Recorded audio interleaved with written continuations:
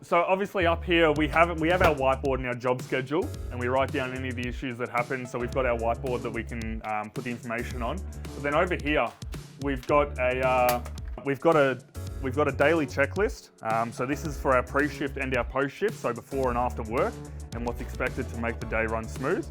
And then over here we've got the daily vehicle requirements. So this is all the stuff that goes into the vehicles every day to ensure that nothing can go wrong. So we've always got, each vehicle has 2 brush cutters, 2 blowers, 2 mowers, and then we have a whole bunch of other gear that we use and equipment to make sure the day runs smooth. So we have 5 rolls of line. So if you take a look in here, you'll see we've got quite a lot of line made up in these rolls.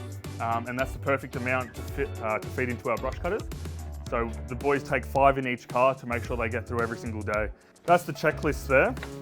And down here is where it happens. So down here is where they choose their mowers for the day, where they choose their brush cutters, blowers, whatever it may be.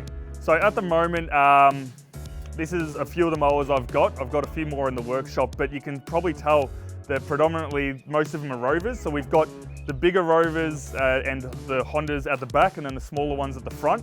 The guys tend to use the lighter mowers, and they like to have, I kind of Frankenstein the mowers a little bit, so I'll put bigger engines on smaller mowers so that they're lighter and more nimble to use, but they still have the power. I tend to use Rovers a lot because the parts are interchangeable, so if I ever have an issue with any of the parts, I can swap them over quite quickly. And they're also they've got added options like, a lot of them will have snorkels. Now, if you're a commercial lawnmower, you'll understand that a snorkel is very important, because otherwise grass and dirt and seeds will get into the air filter and clog up the carby, and you'll have all sorts of problems, where if you have a snorkel up the top, you don't have those problems. A lot of them will have full chutes, full-size chutes, where other mowers will have half-size chutes. So if you've got a full chute, that means you can have your flap open when you're mulching jobs and be able to basically do the job faster and cleaner. The other mowers we use is Hondas, and we use them for the same reasons, because they've got the full chutes and the snorkels usually with the bigger engines.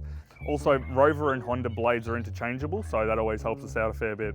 The procedures I've put in place with with the stations of proficiencies are based a lot around the airflow that you have within the mowers. So with mowers, we'll do clockwise rotations around properties instead of anti-clockwise. And when we use brush cutters, we'll go anti-clockwise, just because it increases the airflow and you're able to get a much nicer finish.